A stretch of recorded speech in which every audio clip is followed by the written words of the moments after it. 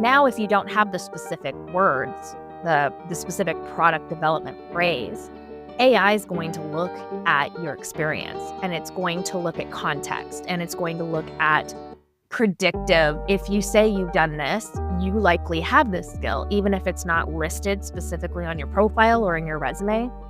AI is going to start making assumptions about you that will help you. It's going to make it so much easier for job seekers to feel like they're getting results. Thank you so much for having me. My name is Steph Cartwright. I am a job search strategist, a certified professional resume writer, and the solopreneur behind Off the Clock Resumes. So I am the face behind my business and in front of my business, as well as the one that does all the one-on-one work with clients. And I work with clients that span all career levels and fields and industries. I have worked with specifically the tech field and also those in various forms of product development and management, helping them really rework their resumes, LinkedIn profiles, and job search plans to be far more effective. I work with job seekers to help them land more interviews, specifically the ones they deserve when hiring technologies and trends are standing in the way.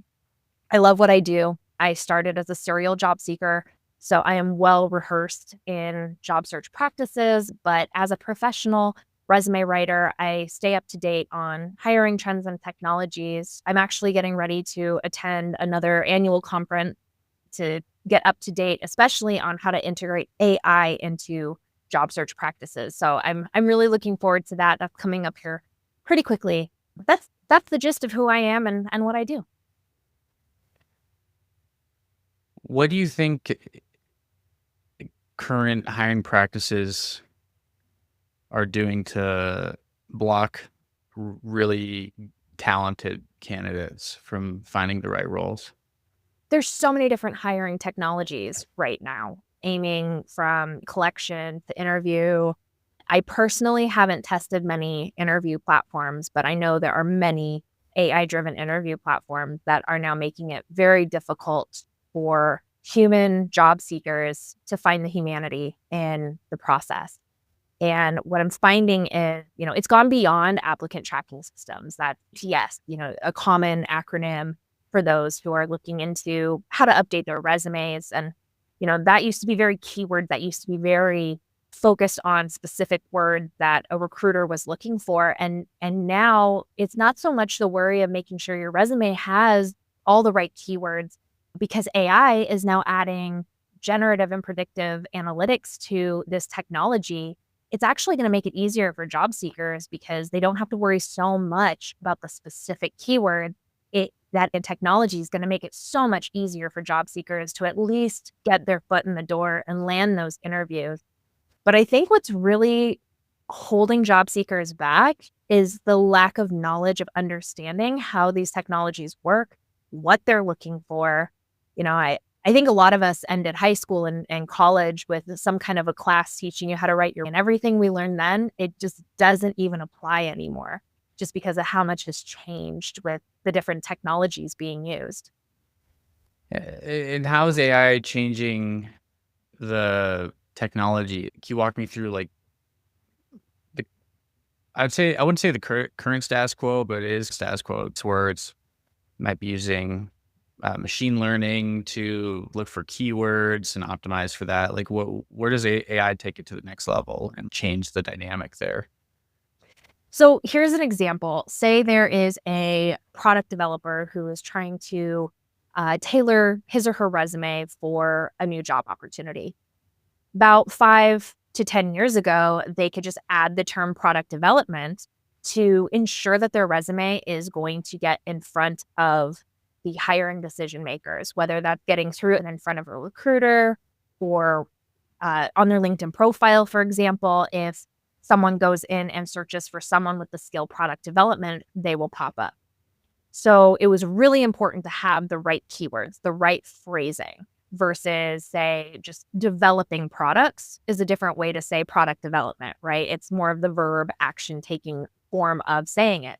Now, if you don't have the specific words, the specific product development phrase, AI is going to look at your experience, and it's going to look at context, and it's going to look at predictive. If you say you've done this, you likely have this skill, even if it's not listed specifically on your profile or in your resume.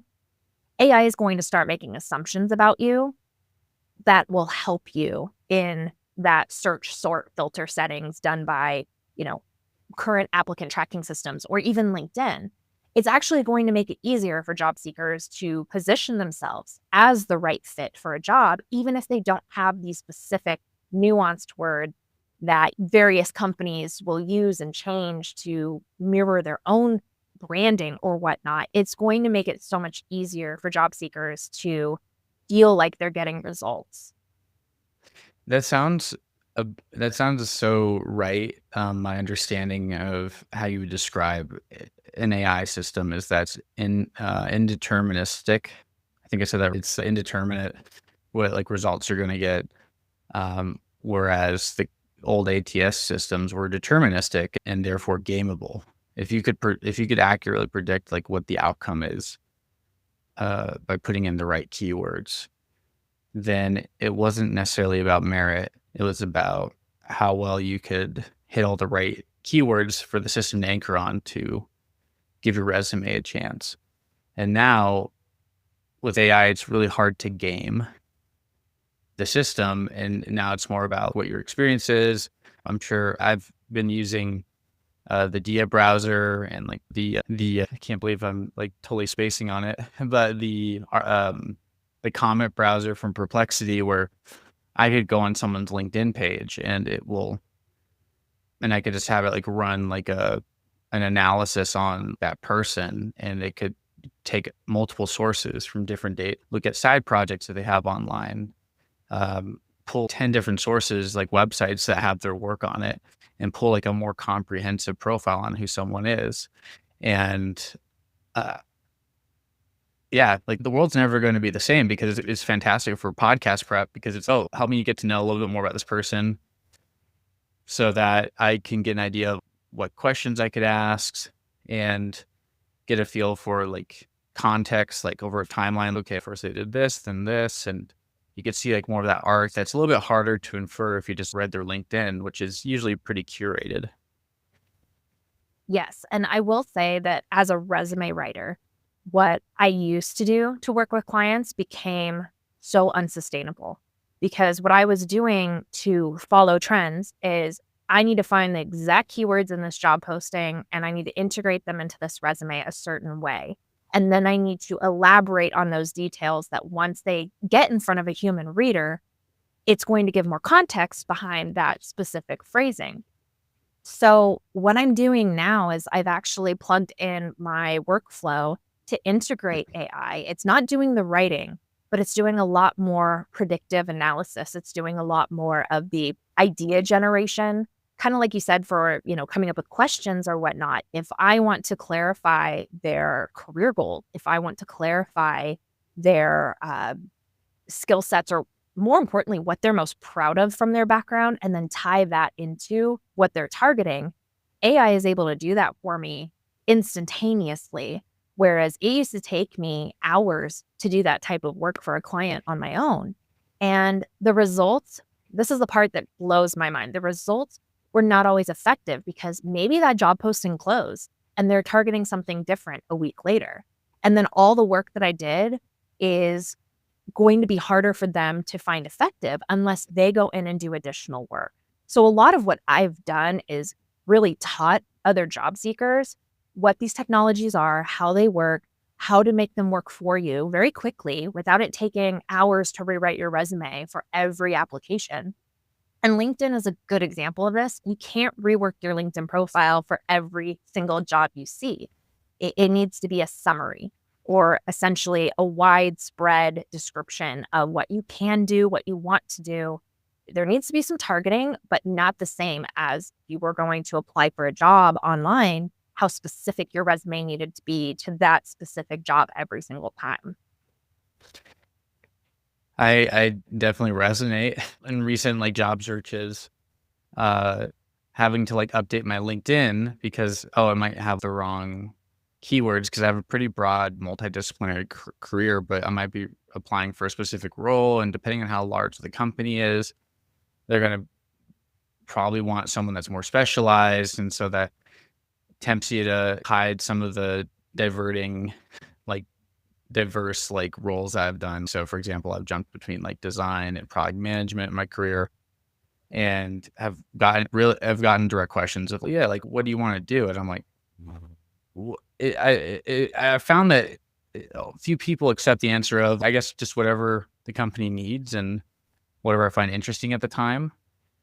It really depends on the company. And um, some people, like when people are hiring for IC roles, they're just looking for someone to plug and play for the most part. Until you get to like more senior level, more say like principal level employees. Right. If you're hiring like a senior designer, you're hiring someone to plug and play and be told like, hey, this is the direction you're going, go execute at a high level. But when I've gotten away with it more as I've gotten like to like lead principal level jobs where they're like, oh, actually, we want you to tell us where to go. And the diverse skill sets help out here. And so until I got to that point, it was very hard. I was like always updating my LinkedIn to try out different jobs because I'm like, oh, this job family is really interesting for this company, but I might want to do like a design role at this other company. And it's like flip flopping. And so I can't apply for both at the same time because my LinkedIn, I don't know, I have no evidence that it's hurting my candidacy, but like at the same time, it very well could be, especially with AI tools. Like they're going to be scouring everything.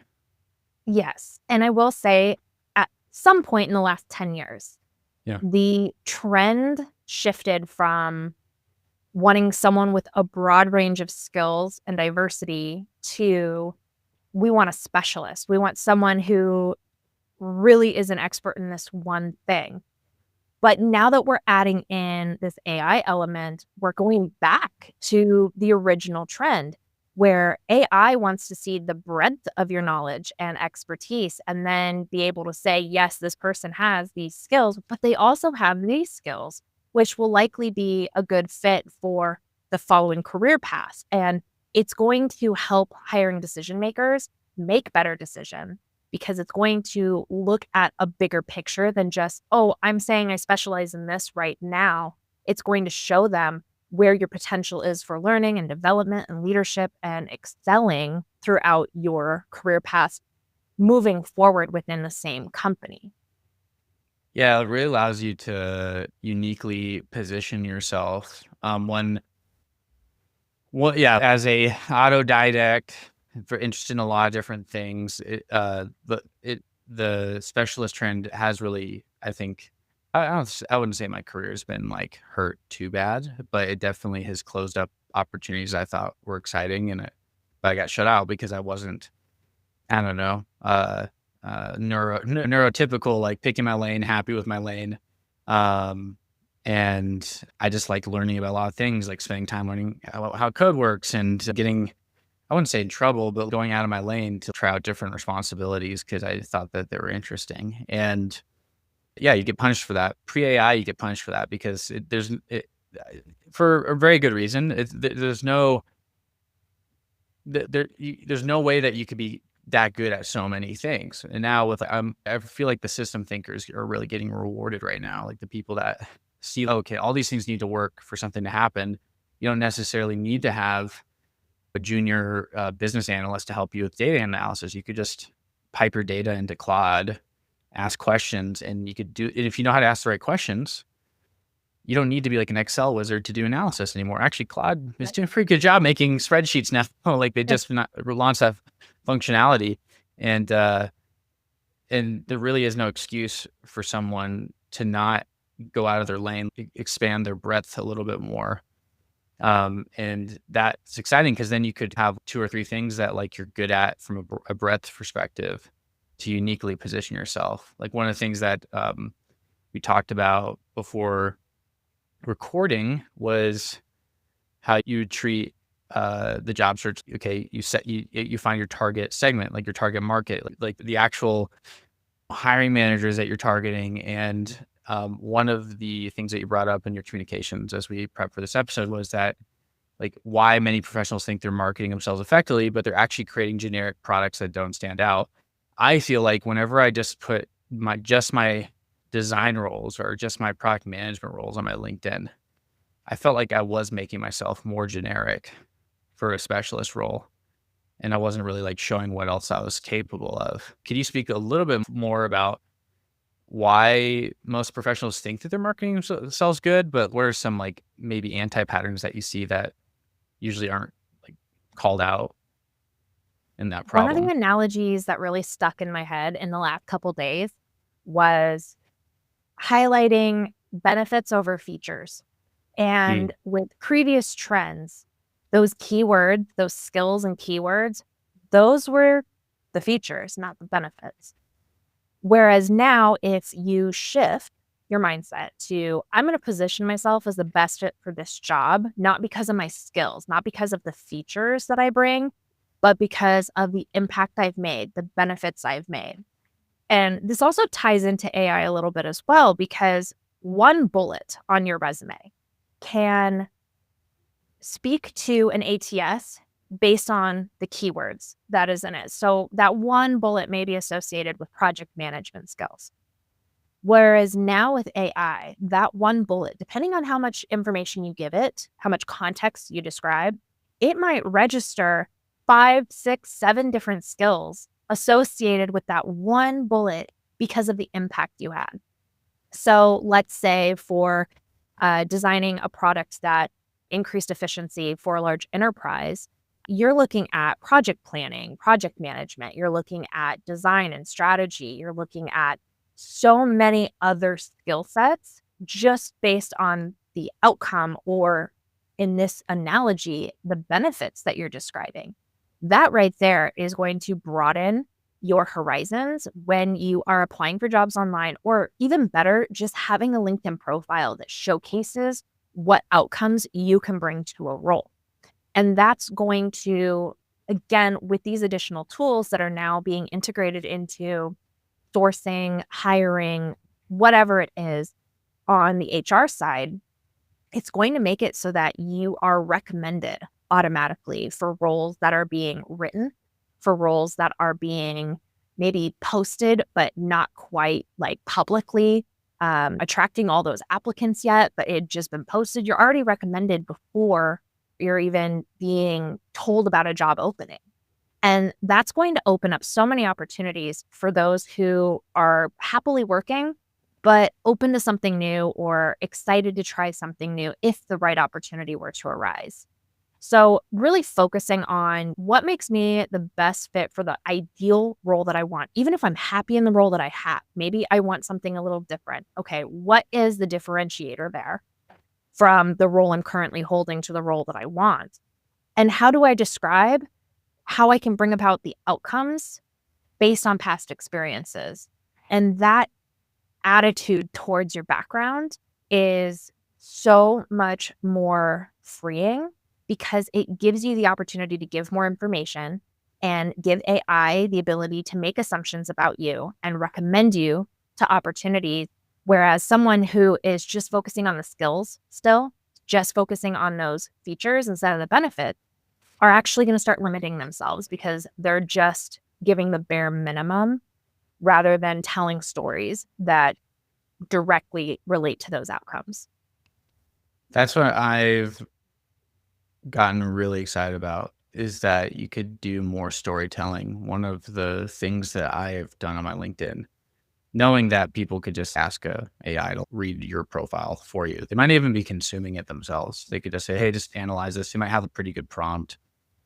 Oh, like what personality profile are that there's this really good shortcut in the Dia browser called Graham, and it tells the AI, "Hey, you're a talent acquisition expert, and I want you to like see like their Enneagram and apply these frameworks to what on their profile." And it gives you an idea of what environments they might like to be in and what's like their core driver, like the rider, but what's the elephant, like that metaphor of the subconscious narrative of what drives them could be inferred. And um, I've run that prompt on people that I've worked with in the past just Mhm. to play around with it.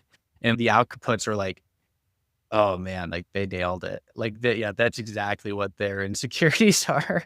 And that's exactly what drives them.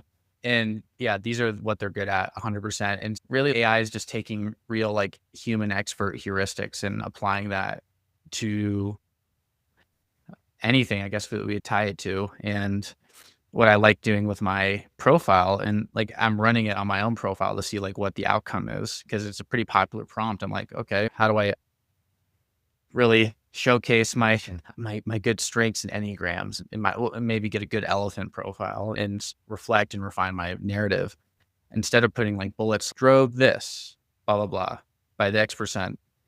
I just put like actual case studies, put a hook, like what the problem was, and just wrote out like a narrative style case study for each job story.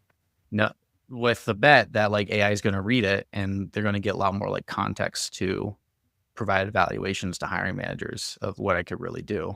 And I've felt that's given me a little bit more traction.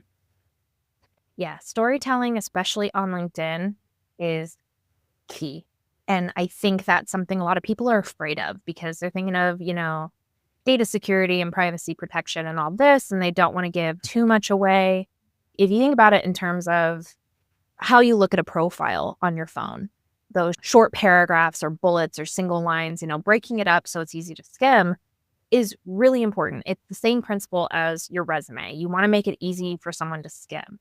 But as far as the tools that are being used to now evaluate candidates, the more information you can give, the better. Yes, you want whatever is going to be visually seen to be polished and easy to skim, concise, right type, whatever that looks like. But when it comes to like a LinkedIn profile, you can really elaborate on things. I used to work with clients very specifically on let's take these bullets on your resume and expand them as projects on your LinkedIn profile because that project section is also searchable. It's also readable by the tools behind the scenes of LinkedIn. So it's really exciting to see someone expand on, tell me the full story. Tell me how it started. What was the challenge that needed to be resolved? And then let's break down what you did and who you impacted, and who you brought on, and what other obstacles did you face? And then what was the ultimate outcome? Yes, we can still have that one single bullet in your resume. We can have that one single bullet in your experience section and then divert them or refer them to find out more in the project section of your LinkedIn profile. That is going to add so much more to what you're positioning yourself as without being in their face with a long 5, 6, 7-page resume that no one's going to want to actually read when they're at the reading point. So it's really important to think in terms of each tool at your disposal serves a purpose. It serves a role in the hiring process and the job search process and taking advantage of what you have available to you, such as a 2,000 plus character limit for each project that you add. That's an extra 2,000 characters that you couldn't necessarily add to a 2,000 character limited job entry on your experience section.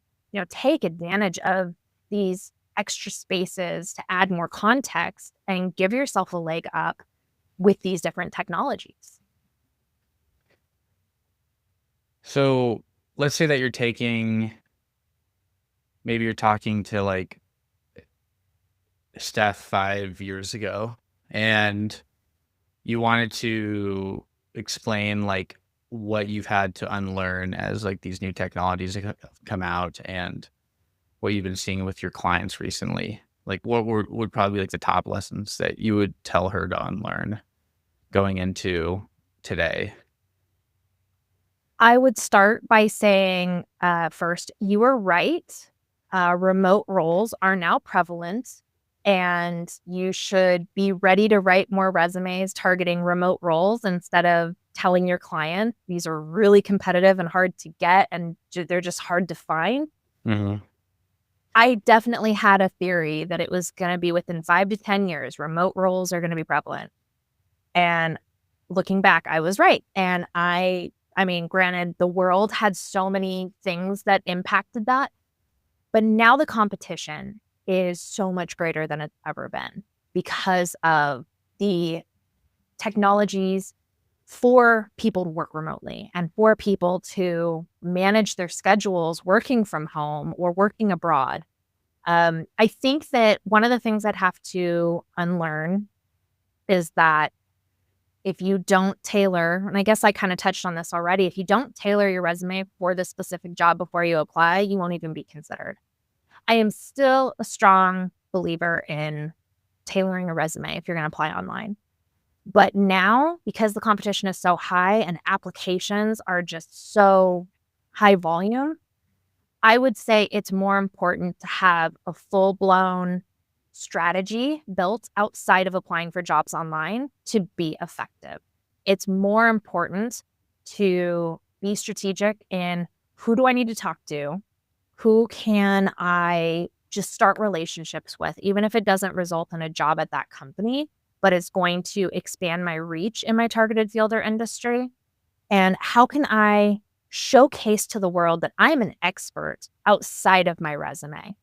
And I'm not saying everyone has to be a content creator, but even just sharing your expertise in a comment on LinkedIn and being consistent with how you interact with others in your field and industry outside of conferences and networking events, but actually just day-to-day part of your daily habits, that makes such a huge difference in the opportunities you're presented with. And it keeps you off of job boards because you're going to find I don't need a resume for every opportunity when I have this network, this support system that I've built around me of what I like to call professional friendships. I mean, you can't just think of it as networking as just, I'm just getting my name out there and hoping something lands, but building professional friendships is what is going to make the difference every year as we expand and the different technologies being added into our day to day. Especially for like top 10%, 1% industries, there's not a lot of seats at these companies for tech roles. And maybe engineering was safe for a long time, but now that engineers can do more, companies might be like cutting back on spend for headcount because, I mean, I don't necessarily agree with that. If it financially makes sense to cut back on headcount to like bank on AI, yeah, definitely go ahead. But I think the companies that are learning that like you could have your cake and eat it too with AI, like instead of why does it have to be an either or? In the last 10 years, it's just hire a bunch of people and you could just brute force your way into dominance. Didn't always work, but it was a pretty good strategy. And now it's like the pendulum swinging to, we just need to be a 30-person company. We don't need that many people. And I feel like that's just more of a fear of managing a large org. But I think the companies are going to do very well or just going to do both. They're like, cool, if they could do more, I'm just going to hire people that could do more people to do more and 10x like what a larger company could do. And but there is going to probably, I might just hurt the time, like the evergreenness of this episode, but I anticipate that like for a little bit, it's going to be headcount's going to be a little bit more precise and leaner at roles. And there's going to be maybe 2 spots or 5 spots. The role I am currently in, there's only 2 PM jobs. It's me and another person and no chance of growing the team anytime soon. And so you have to really be more open to networking. And I think something that helped me be better at it.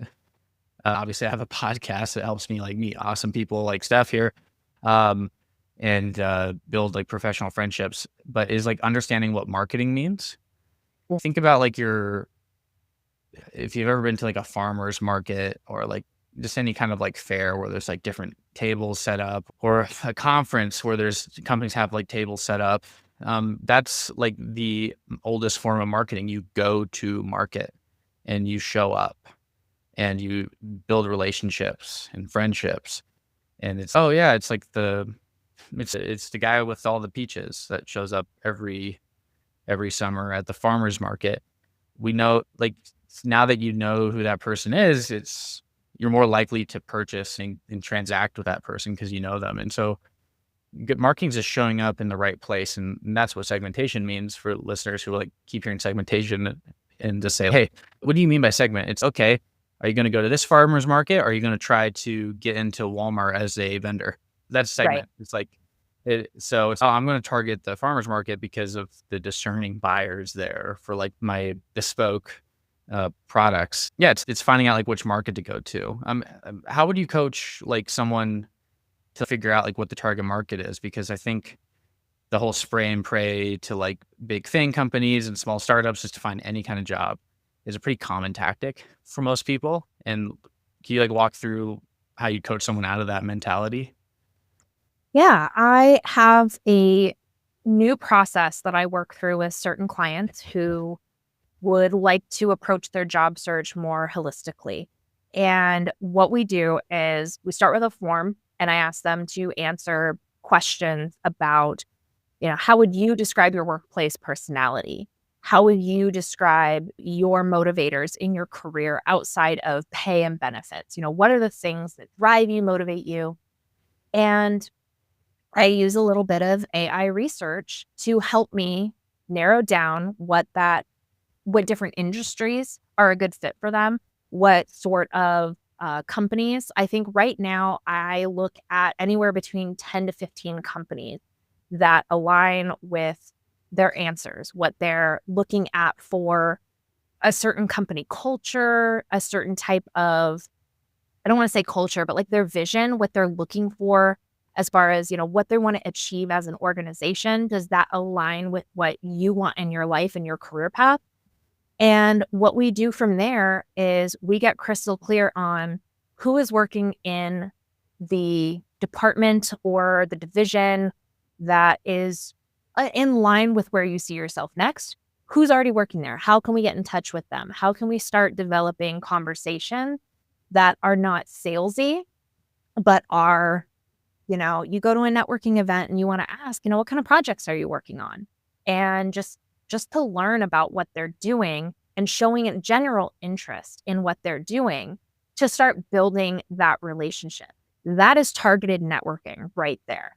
But then also going beyond that, who is hiring in these organizations? Who are the recruiters that you can connect with, that you can say, hey, this is my background. I'm following the company. If a job comes around that is in this wheelhouse, I just want to be connected with you, or that down the road.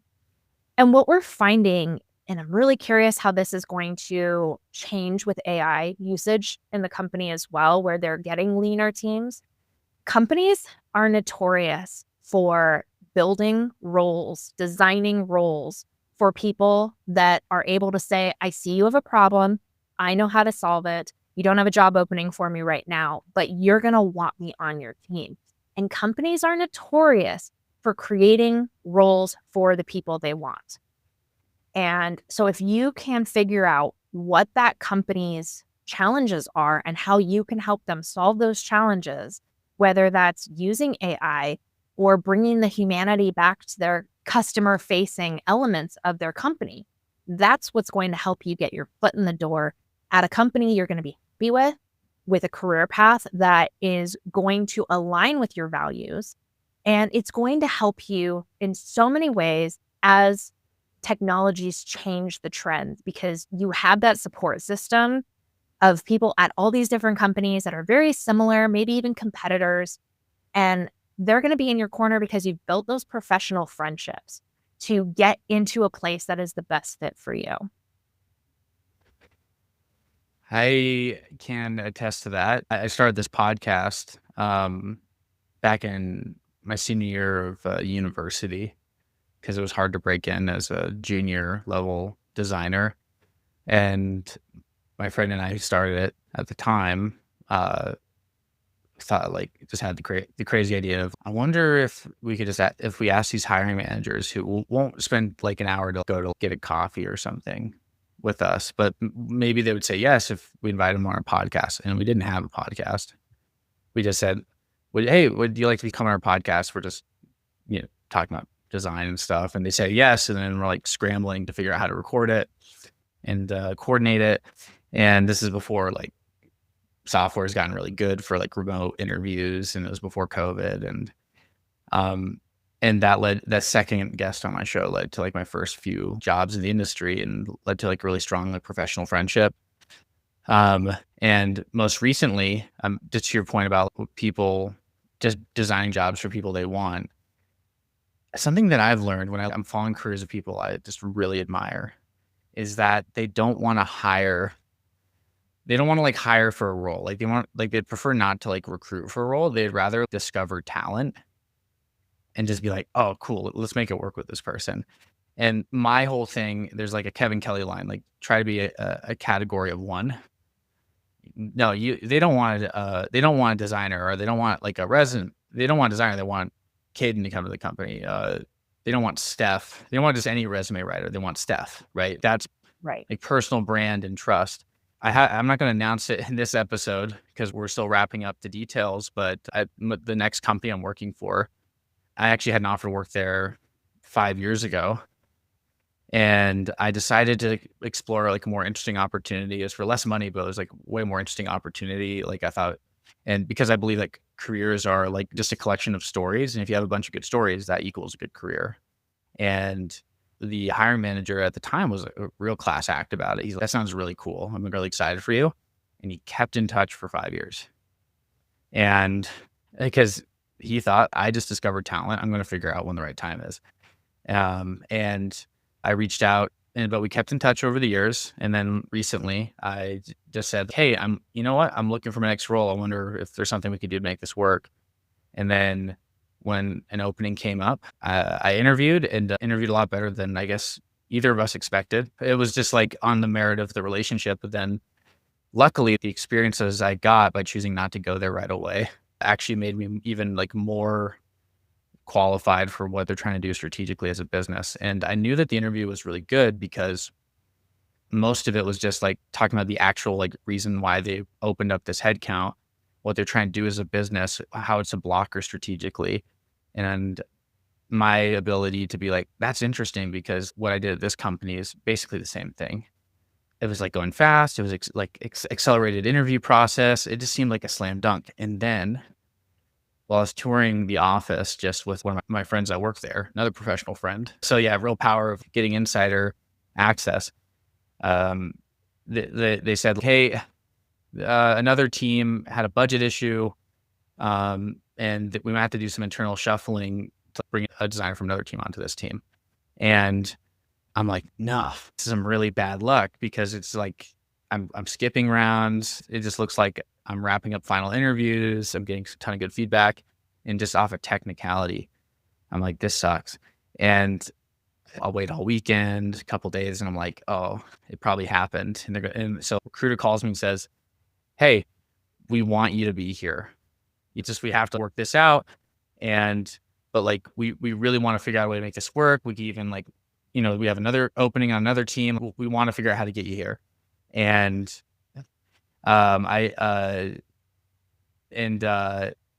basically everyone like worked. They're like, oh, he has very unique experiences, has a very good scorecard, and they figured it out, talked to the VPs, got the budget approval, like carved a spot out for me because they knew that I was going to fulfill a role.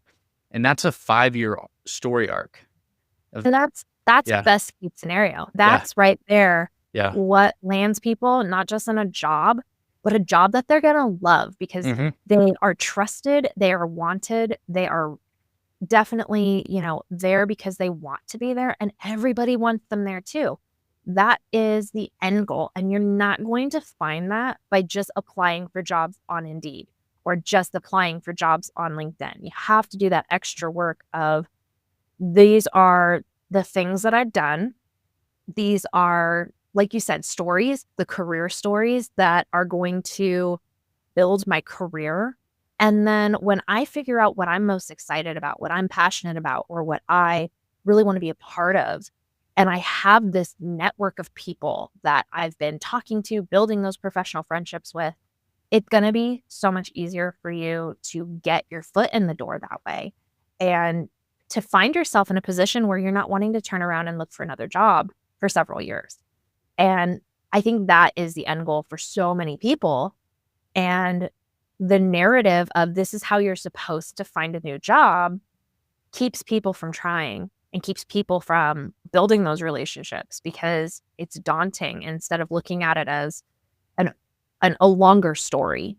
with all these different chapters and all these different people and characters that fall in line into where that end goal is going to be for you. So how do you, when you're taking a coaching client, like you're taking, I don't know, white belt job searcher, and they've already taken like the right step and hired a coach and expert to guide them through their journey. And one of the one common objection I'd hear from my story is, yeah, good for you. You had that network, and they might not have been listening. Like, hey, this was like over 5 years, or like that first job I got out of college. That I set up that relationship a year before the opportunity to join that first company came up. And so I know it's hard, like when you're just getting started, like you have to start investing to get the compound interest, but how do Right. you coach them to get to that perspective and not feel icky or impatient where they're like rushing, the relationship and the rapport, and that they could patiently just start building that network? Like, maybe is there like any frameworks that you use or like mental models that you share to get them to be a little bit more patient, a little bit more methodical and networking? Nothing formal. I haven't really developed anything formally for that. I Yeah. think what I do is I kind of rely on my own experience and give them other ideas of what's worked for me in the past. So one of Mm, the big ones is find a trade or professional organization that you can join and actively participate in. yeah, One that opens you up to develop professional friendships with people you would maybe look at as competitors for different jobs, or but they're also mentors. They're also, people who have been doing it for so long. You can learn from them. You can actually build, and I love leaning on the word professional friendship, because yeah, if you approach it as a professional friendship, not a professional connection, not a professional relationship, but just a professional friendship. yeah, Someone that you can share your frustrations with, someone you can bounce ideas off of. I didn't find that as a business owner until I joined a professional association and I started getting involved. I went to conferences.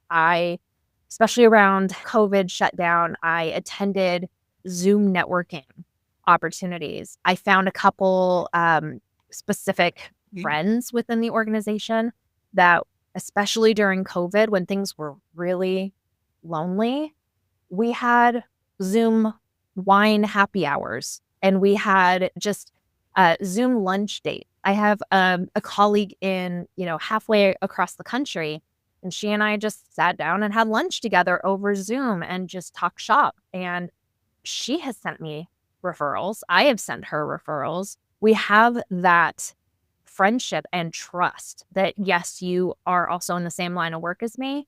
And some roles or some opportunities are going to be a better fit for you than they are for me, and vice versa. And there's that mutual respect where I know she's in my corner. She'll always be in my corner. She will never do something to jeopardize that professional friendship that we've built. And that gave me so much more confidence just as a professional, having that support, even if she wasn't, again, she lives halfway across the country and she's far more experienced than I am. I would call her a mentor, but we're also friends. And starting with that professional association, that not only opened up those opportunities, but it gave me something I could use right away. It gave me opportunities to take training. It gave me opportunities to learn from others who have done and who have put together, there's a Facebook group that we vent to each other for solidarity. And then we also ask for referrals. We ask for help. It's a community that I wouldn't have known was even out there until I joined this organization. So I think that's a great starting point for a lot of people. The mm, fees are worth it. That's all I can say. Is from my own experience, I can say any membership fees are totally worth it to find your community that you can actually build those friendships in, not just connection and not just blind connections on LinkedIn, but actually build a community around. That's a good starting point. And then as you get braver and you can build out on LinkedIn, I mean, LinkedIn app is so easy to use. It's no different than scrolling through reels or shorts, or just scroll through your feed and join a conversation. It it's not as scary as it seems, especially if you just start with a four-word valuable addition to someone's post already. That in itself is networking, and those are baby steps that you can take and ultimately become a habit rather than I need to sit down and network for half an hour, just, scroll through your phone and find something interesting and add your 2 cents. That's all you have to do to get started and start building on. I love and you're and sometimes to pay to get a booth to have your place at the market. And it reminds me of the book Alchemy by Rory Sutherland. Mm. And he's actually talking about London cab drivers where they have to, it's basically a PhD in the windy streets of London. You have to join that like association and pay your dues. And because there's a sense of trust there that like, hey, they know that, hey, if you've taken the knowledge, which is like the test to become a London taxi cab driver, like they know that you're trustworthy, like that you're not going to rob one of your fares because there's this tight knit community of that they know that, hey, you've gone through the same dip as us. Like you've gone through like the the barrier of entry to break into the industry.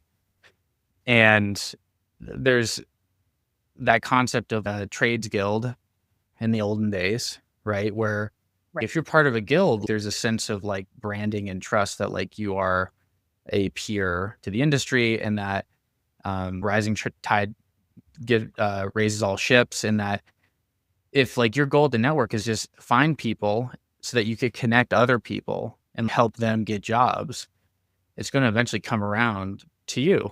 And yeah, I paid for a lot of communities and I have wasted money on like certain things, but this is how I look at it. It's like, hey, it's the tuition you pay for the school of life. Cool. That was the best money I ever spent. Now I know this wasn't for me.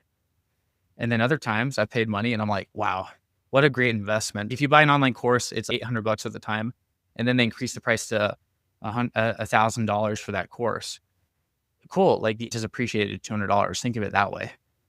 True. And yeah, I think that's a fantastic framework is just join like professional communities, Reddit groups and stuff, and just show up, be present, be around, be visible. And I think just naturally you'll build those friendships. I really like that. Think about it, like, oh, college friend, high school friend.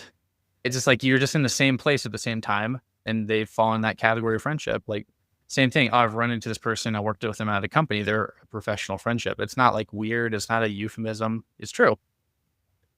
Fantastic advice. Yeah, and like I said, I don't really have a strong, like, official framework. I don't typically coach. I offer more of here's the framework that I would recommend for job searching. It's at your disposal to use as you see Mm, fit. I don't necessarily coach people through it because everyone's job search is different. okay. And I don't feel like a framework for one person is always going to be the best for another. This is the general guidance. This is the general step by step. But if you want more assistance, if you want me to take a look at it, if you want to talk about you specifically, let's do that. Let's figure out what barriers are holding you back. And more often than not, they're all similar barriers. But for example, you might have someone who's brand new on LinkedIn. It's going to be a lot harder for me to find and connect with the influential people in their field or industry than someone who at least has 500 connections, even if they're not targeted, but they're still, within the companies that's going to make it so much easier for someone. So saying to someone who's just starting on LinkedIn, you should be doing this, this, this, and this. It is going to be a longer Not the right plan and a strategy. longer process. Yes. And I can give someone, my 6-week job search accelerator program and say, this is all it's going to take for you to get a job. But if they're starting from absolute scratch, it's probably going to take a little bit more time for them to see the results because they're starting with absolutely nothing and versus building off of what they already have. And that's rare. I don't see that too often. I feel like there are certain higher level people who have just avoided being online for as long as humanly possible.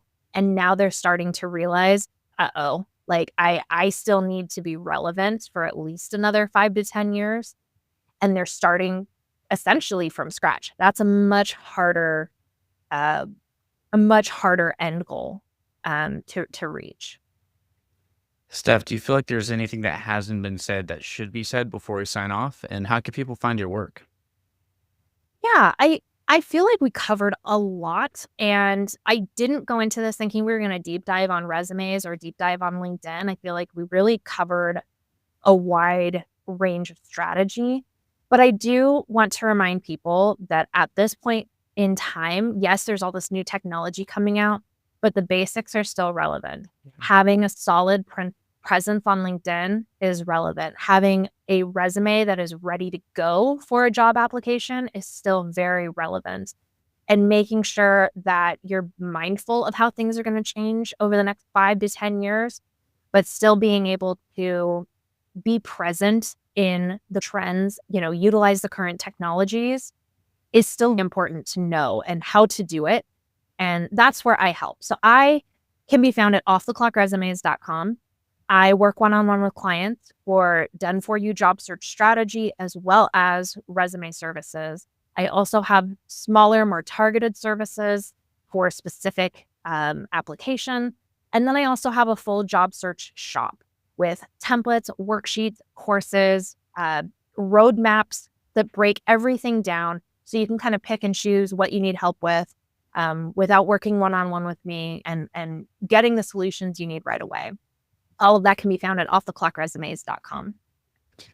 Steph, I want to just point out, like, you're living your advice. I'm glad we didn't deep dive too much because you really showed the breadth of your knowledge and work and what you have to offer, which I think is going to be very helpful for a lot of people interested that might be in that position where they're just getting started and they're like, I don't know if I'm ready to hire someone, but I recommend anyone that's discouraged, wants to figure out how to have more control of their career to check out Steph's website, and you just do like the self-service stuff just to get the process started because being someone that has really worked hard to be in control of like my narrative in my career, it's just such a great place to be.